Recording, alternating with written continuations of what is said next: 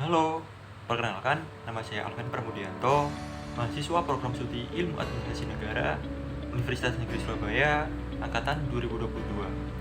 Di sini saya akan sedikit membahas mengenai materi komunikasi dan juga advokasi kebijakan.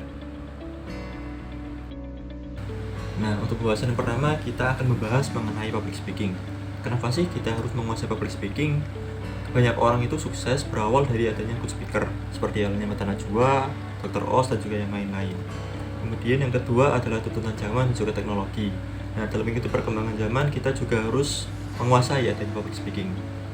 Kemudian yang ketiga adalah tuntutan profesi. Nah, seringkali kita jumpai juga bahwa beberapa profesi itu menuntut akan adanya kita untuk menguasai teknik public speaking.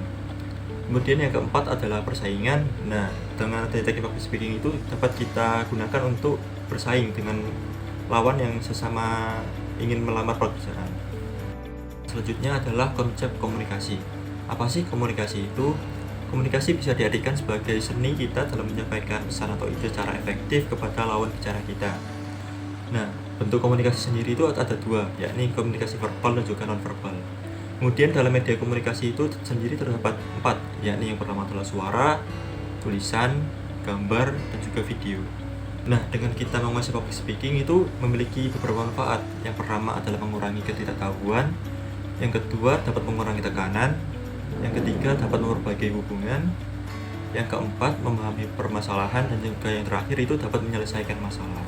Nah, seringkali kita menemui beberapa masalah dalam melaksanakan public speaking. Yang pertama adalah nervous atau kecemasan.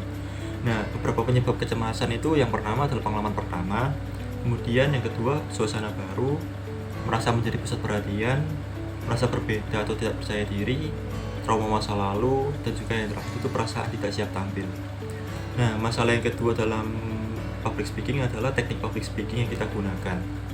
Kemudian yang ketiga adalah penguasaan materi dan juga nervous dan usaha untuk mengalahkan diri sendiri. Nah, seringkali itu terdapat beberapa gejala waktu kita tertekan. Yang pertama adalah detak jantung semakin cepat, kemudian lutut gemetar, berkeringat, suara bergetar, pusing, kejang perut atau mual, mata berair, muat lupa materi, dan juga sebagainya. Nah, bagaimana sih cara kita untuk mengatasi hal itu? Yang pertama adalah mempersiapkan dan juga melakukan latihan. Yang kedua mencari pengalaman. Yang ketiga melakukan kegiatan fisik. Dan juga yang terakhir menganggap demam panggung adalah hal yang wajar. Nah, gimana sih cara kita untuk meraih rasa percaya diri?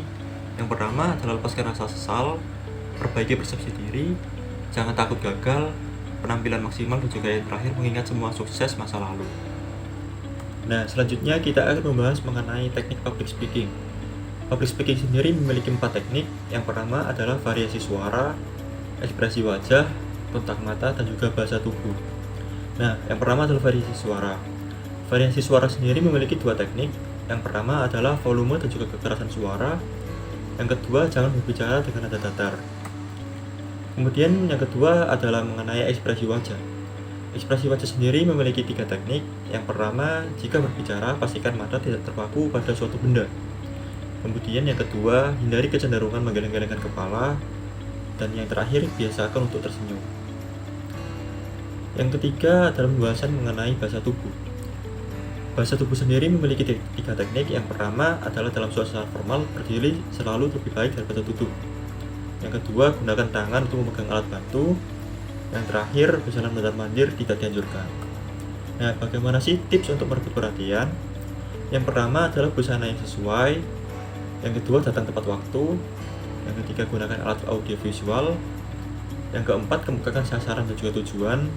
Dan juga yang terakhir, kemukakan manfaat yang akan diperoleh oleh audiens. Nah, selanjutnya kita akan membahas mengenai teknik komunikasi publik. Bagaimana sih cara kita untuk berkomunikasi dengan benar? Komunikasi efektif sendiri dimaksudkan agar pesan yang disampaikan itu mencapai sasaran. Komunikasi efektif dapat diartikan sebagai komunikasi yang berhasil mencapai sasaran dengan feedback atau respon yang sesuai dengan tujuan individu berkomunikasi. Nah, terdapat beberapa indikator dalam komunikasi efektif. Yang pertama adalah openness atau adanya keterbukaan. Yang kedua adalah supportiveness atau saling mendukung. Yang ketiga adalah positiveness atau bersikap positif. Yang keempat adalah empati atau memahami perasaan orang lain. Kemudian yang terakhir adalah equity atau kesetaraan. Dalam menjadi seorang komunikator, tentunya terdapat beberapa komponen agar komunikasi kita dapat berjalan efektif. Yang pertama adalah keterampilan verbal, yang kedua adalah keterampilan nonverbal, yang ketiga adalah sikap tubuh, yang keempat memulai pembicaraan, yang kelima mendengar aktif, dan juga yang keenam itu mengakhiri pembicaraan. Yang pertama adalah building rapport atau membangun rasa. Menurut penelitian, pada saat terjadinya komunikasi, kata-kata hanya memiliki peran sebanyak 7%. Intonasi suara memainkan peran 38%, dan juga peran yang paling besar diambil oleh postur tubuh, yakni 55%. Cara komunikasi sendiri itu terbagi menjadi 3, yakni komunikasi verbal, nonverbal, dan juga vokal. Komunikasi verbal sendiri memiliki peran sebanyak 5%, nonverbal sebanyak 59%, dan juga vokal 35%. Nah, setelah kita membahas beberapa hal mengenai komunikasi, selanjutnya kita akan membahas mengenai advokasi kebijakan. Apa sih advokasi itu? Advokasi diartikan sebagai aksi-aksi sosial, politik, dan kultural yang dilakukan secara sistematis, terencana, dan dilakukan secara kolektif.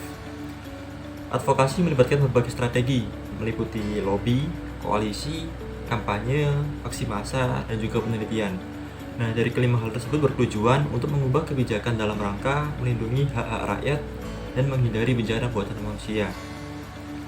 Advokasi kebijakan sendiri dapat diartikan sebagai 2 hal.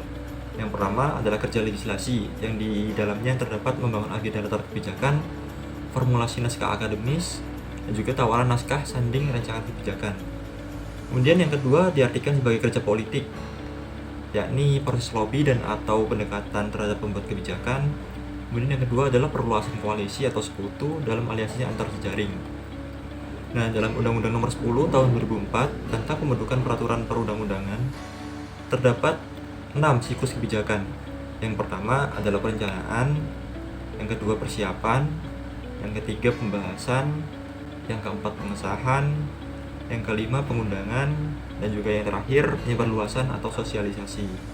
Nah, advokasi sendiri dapat kita artikan sebagai upaya atau proses dengan mendapatkan informasi secara tepat dan juga akurat untuk memperoleh dukungan dari aktor kebijakan. Nah, kenapa sih kita harus melakukan advokasi?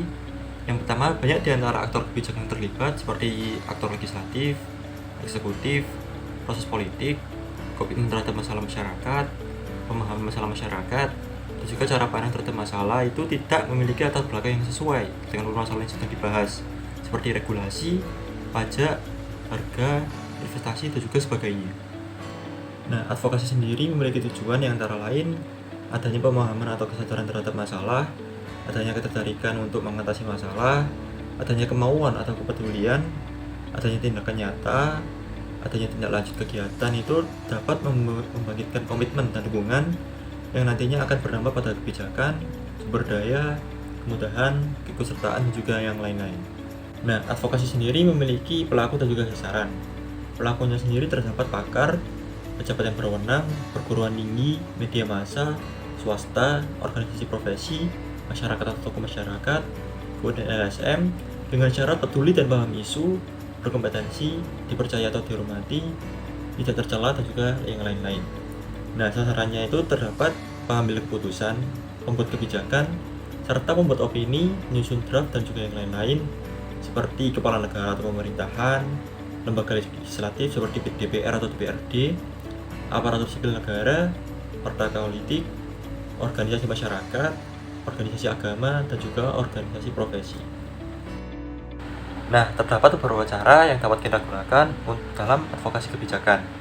Yang pertama adalah legal drafting dengan tujuan untuk penyusunan peraturan atau regulasi. Kemudian yang kedua adalah dialog publik dan lobby dengan tujuan untuk menciptakan kesepahaman antar pihak. Kemudian yang ketiga adalah publikasi dengan tujuan untuk memberikan masukan bagi audiens untuk merespon. Yang keempat adalah jaringan atau koalisi dengan tujuan untuk memperbesar peluang keberhasilan advokasi melalui dukungan dari banyak pihak. Yang kelima, dengan aksi kolektif dengan tujuan untuk menaikkan daya tawar dan dukungan dari massa yang lebih luas dan banyak. Kemudian yang terakhir adalah kelompok jejaring dengan tujuan untuk mempercepat akses aspirasi dan dialog antara masyarakat dan pengambil kebijakan. Baik, dengan ini dapat saya tarik garis besarnya bahwa komunikasi dan advokasi kebijakan merupakan 2 hal yang saling terkait erat dalam upaya mempengaruhi dan mengubah kebijakan publik. Komunikasi dapat diartikan sebagai suatu proses interaksi antara dua orang atau lebih dengan tujuan memberikan pesan secara tepat sasaran dengan feedback atau respon yang sesuai dengan tujuan individu berkomunikasi. Kemudian advokasi kebijakan merupakan proses komunikasi yang terencana untuk mendapatkan dukungan dan keputusan pemecahan masalah. Dengan demikian, komunikasi dan advokasi kebijakan adalah alat yang penting untuk mempengaruhi dan mengubah kebijakan publik. Komunikasi yang efektif sangat penting untuk keberhasilan advokasi kebijakan, lalu dengan komunikasi yang baik dapat membantu membangun dukungan untuk perubahan kebijakan.